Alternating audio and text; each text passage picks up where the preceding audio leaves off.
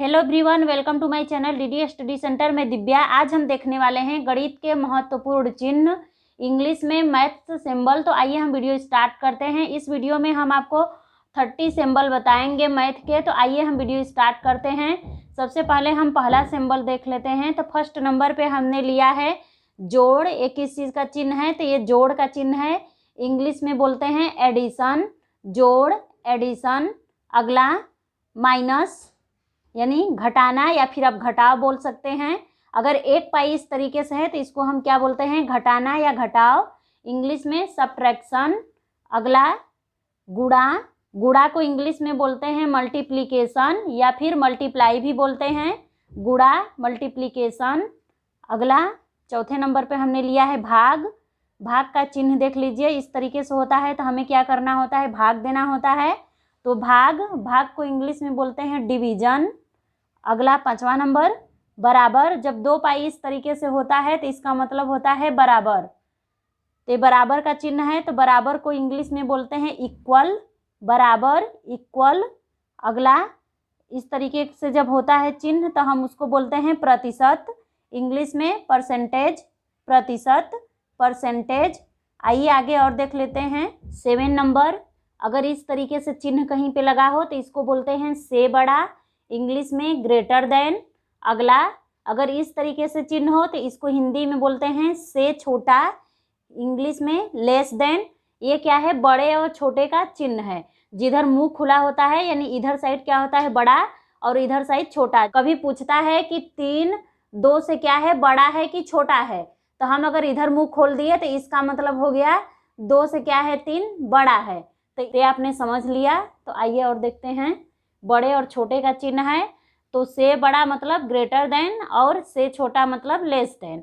आगे इसको क्या बोलते हैं? कोष्टक, छोटा कोष्टक। ये क्या है? छोटा कोष्टक। इंग्लिश में बोलते हैं स्मॉल ब्रैकेट। अगला ये क्या है? मझला कोष्टक। इसको बोलते हैं मिडिल ब्रैकेट। मझला कोष्टक, मिडिल ब्रैकेट।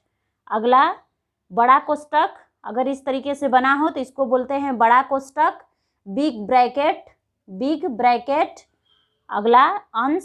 जब किसी भी संख्या के इसे ऊपर होता है तो उसको क्या बोलते हैं? अंश बोलते हैं।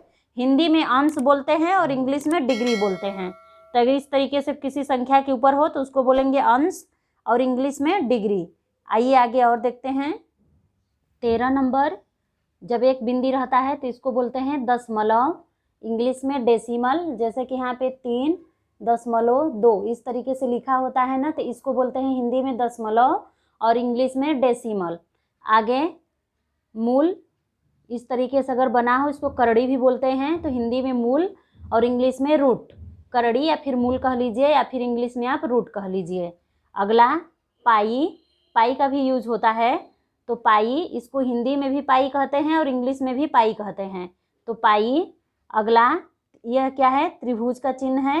त्रिभुज, ट्रायंगल। इंग्लिश में कहते हैं ट्रायंगल। अगला जब दो बूंदी हो इस तरीके से तो इसको बोलते हैं अनुपात। अनुपात का ये सिंबल है, इसको इंग्लिश में बोलते हैं रेशियो। अगला जब 4 बूंदी हो इस तरीके से तो इसको बोलते हैं समानुपात। इसको इंग्लिश में बोलते हैं प्रोपर्शन। तो उम्मीद करते हैं कि आपको समझ में आ रहा है। वीडियो समझ में आ रहा है तो इसे लाइक कर दीजिए। इसमें हम आपको चिन्ह भी बता रहे हैं, हिंदी में भी बता रहे हैं और इंग्लिश में भी बता रहे हैं।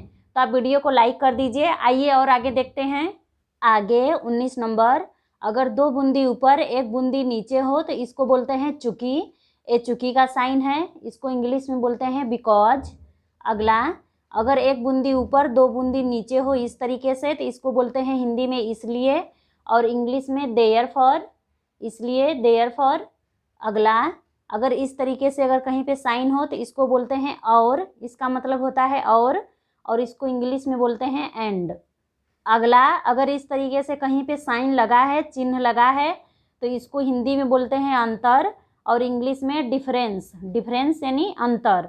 अगला अगर इस तरीके से 2 सीधी पाई है तो इसको बोलते हैं समानांतर, इंग्लिश में पैरेलल।